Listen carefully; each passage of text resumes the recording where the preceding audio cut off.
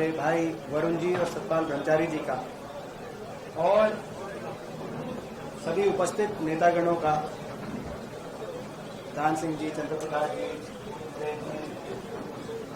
हमारे भाई जस्सी जी, प्रियांशु जी, सचिन जी, हम धन्यवाद करते हैं अपने चारों सांसदों का, हमारे प्रदेश अध्यक्ष जी का जो समय दिया, जो युवा की टीम हमारी जीत के आई युवा कांग्रेस की, उन सब ने आज प्रदेश अध्यक्ष जी से मिलकर उनसे आशीर्वाद लिया, सभी हमारे सांसदों से आशीर्वाद लिया और आगे का रास्ता, आगे की रणनीति हमने युवा कांग्रेस के रूप में बनाने का निर्णय लिया।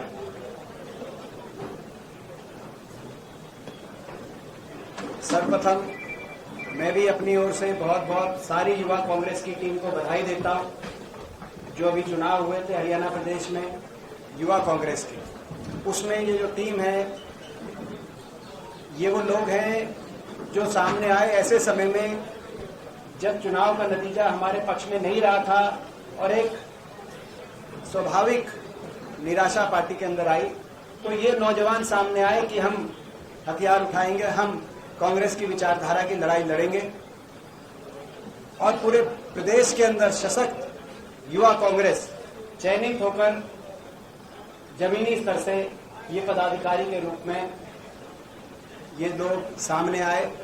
आज आपने देखा लगभग हर जिले की कार्यकारिणी आज सबने यहाँ पहुंचकर प्रदेश अध्यक्ष जी उदय भान जी का आशीर्वाद लिया है। आज हरियाणा प्रदेश के युवा के सामने बहुत से मुद्दे हैं, जिन मुद्दों को लेकर युवा कांग्रेस आने वाले दिनों में, हमें आशा है, पूरा विश्वास है, युवा कांग्रेस युवाओं की आवाज उठाएगी। मैं दो बातें कहते हुए मैं अध्यक्ष जी से आग्रह करूंगा, वो अपना शुभ संदेश इन सभी युवाओं को देंगे। जो दो मुद्दे अभी चल रहे हरियाणा में, जो युवाओं के सामने सबसे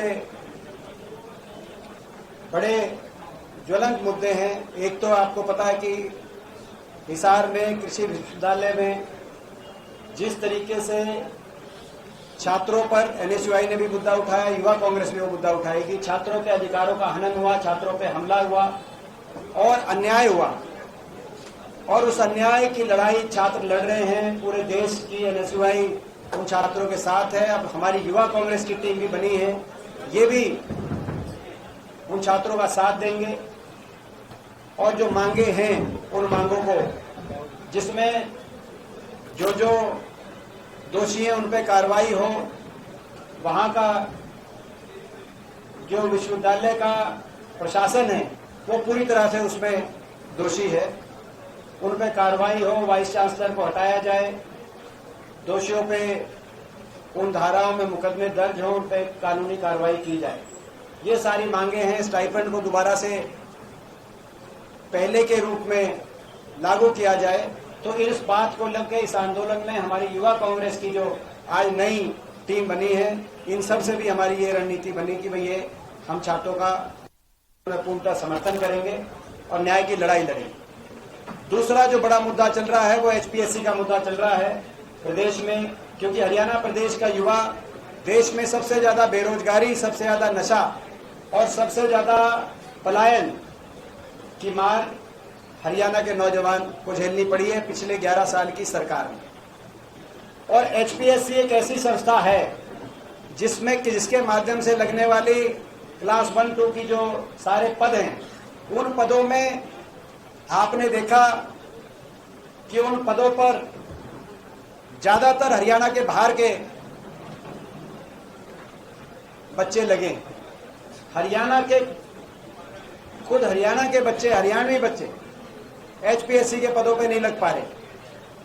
और पेपर लीक पे पेपर लीक, भर्ती घोटाला पे भर्ती घोटाला।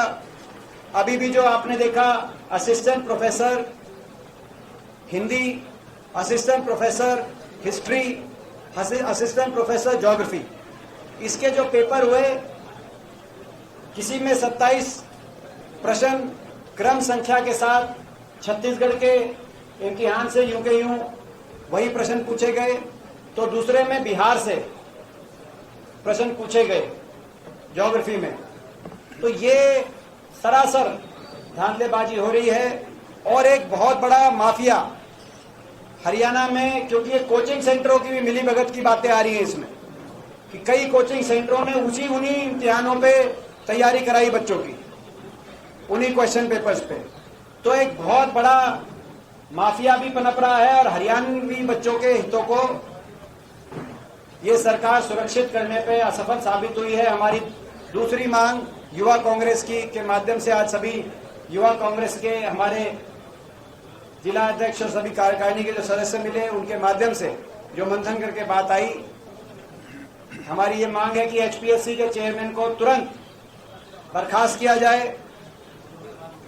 यदि, क्योंकि ये उसकी जिम्मेदारी बनती है, जो ये पेपर लीक घोटाले हो रहे हैं, ये जिम्मेदारी बनती है एचपीएससी चेयरमैन की बन जाएगी। यदि वो जिम्मेदार है तो भी उसको हटाया जाए, और यदि वो गैर जिम्मेदार है तब भी उसको हटाया जाए, हमारी मांग है। और उससे भी बड़ी मांग युवा कांग्रेस के माध्यम से, जिस मांग को लेकर हम लड़ाई लड़ेंगे, युवा कांग्रेस के माध्यम से उससे मांग आई कि हरियाणा प्रदेश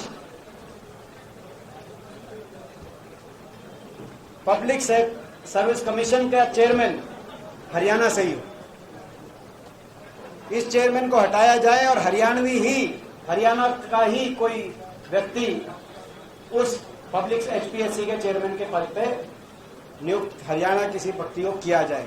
ये बातें आज आई। हमारे जो सभी युवा कांग्रेस के जो हर जिले से लोग यहाँ पे पहुंचे हैं, पदाधिकारी, उनको एक बार फिर हम शुभकामनाएं देते हैं। इन मांगों को लेकर ये आगे चलेंगे, ये हमारी शुरुआती बात है। मैं आदरणीय अध्यक्ष जी से भी आग्रह करूंगा, वो भी अपने आशीर्वाद और मार्गदर्शन इन सभी सारे हमारे युवा के पदाधिकारी को दें।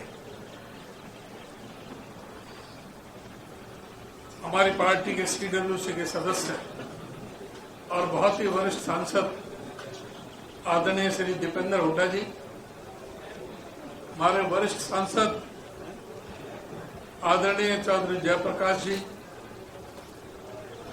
हमारे सांसद आदरणीय पंडित सतपाल ब्रह्मचारी जी,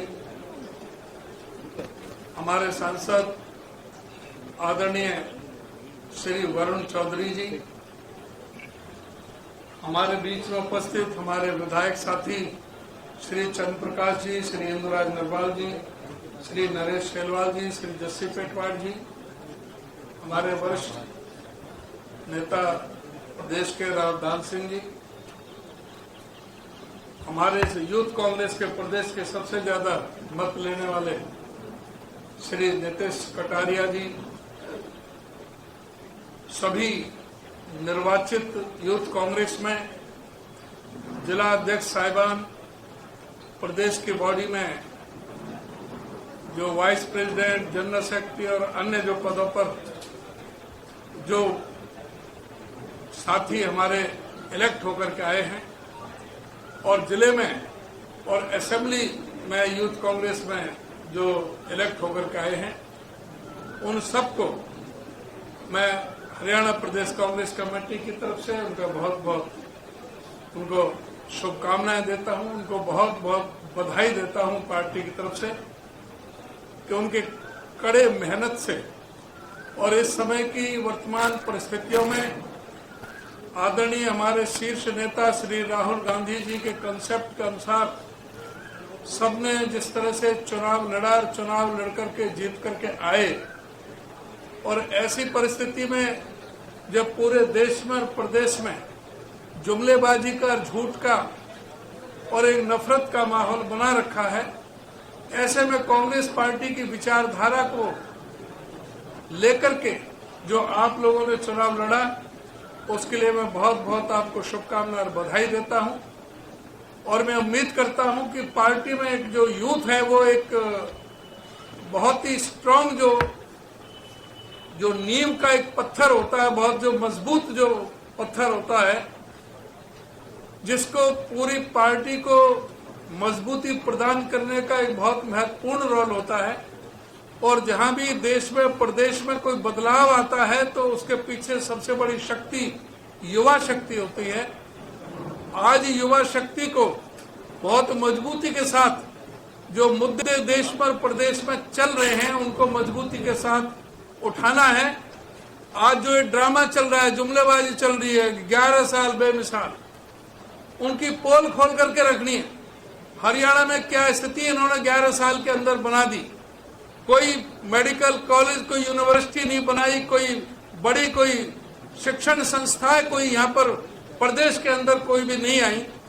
कोई एक यूनिट बिजली का कारखाना नहीं इन्होंने लगाया, कोई एक पिलर मेट्रो का नहीं लगाया। आज बेरोजगारी जो मूल मुद्दा है युवाओं के लिए, आज 2 लाख सरकारी पद खाली हैं। पिछले 10 साल से मूर्ख बनाते रहे हैं। कोई भी इन्होंने ना टीचर भर्ती किए हैं, ना कोई पुलिस की भर्ती की है। निकाल देते हैं, वैकेंसी निकाल देते हैं और फिर उसके बाद में ऐसे बहाना करके चुनाव के बाद में, और फिर उसके बाद में कहते हैं कि इसको खत्म हो गया। इस समय पुलिस के भी 25,000 पद खाली पड़े हैं, अध्यापकों के 38,000 पद खाली पड़े हैं, लेकिन कोई इस सरकार का ध्यान नहीं है। एक दुकान खोल रखी है HKRN के नाम से, जहां RSS के जो लोगों को भर्ती करके और जिस तरह से वो नौकरियां दी जा रही हैं, इन पर अंकुश लगाने की आवश्यकता है। और जो मुद्दे जिस तरह से HPSC के मामले में और जो हिसार जो एग्रीकल्चर यूनिवर्सिटी चौधरी चरण सिंह जी के नाम से है, वहां पर जिस तरह से VC का, वाइस चांसलर का जो रोल रहा है, प्रोफेसर, बड़े शर्म की बात है, प्रोफेसर हमारे जो वहां पर स्टूडेंट्स हैं, जो महिला स्टूडेंट्स हैं, उनके साथ में बदतमीजी की जा रही है, उनको पीटा जा रहा है। जो चीफ सिक्योरिटी अफसर है, जिसकी जिम्मेदारी है उनकी सुरक्षा करने के लिए, वो खुद जो है इन्वॉल्व है पीटने में। तो इस तरह से जो प्रशासन जिस तरह से गुंडागर्दी का माहौल बना रखा है, इसको रोकने के लिए सभी युवाओं को एकजुट होना पड़ेगा। और जहां भी प्रदेश में जिस भी तरह, जहां भी किसी भी तरह का अत्याचार होगा, उसको एकदम आगे बढ़ चढ़ करके आपको सबको एकजुट होकर के एक ताकत के साथ में उभर करके आएंगे। और पार्टी जिस तरह से निर्णय लेती है, सारे पार्टी के सारे प्रोग्राम और पॉलिसियों को जन जन तक पहुंचाने के लिए एक बहुत बड़ी अहम जिम्मेदारी आप लोगों की दी है। तो सभी को सहयोग लेकर के, मुझे खुशी है NSUI के भी यहाँ पर काफी साथी आए हुए हैं, बैठे हुए हैं, वो भी इसी तरह से चुन करके आए। उनको भी मैं बहुत बहुत शुभकामनाएं और मैं बधाई देना चाहूंगा।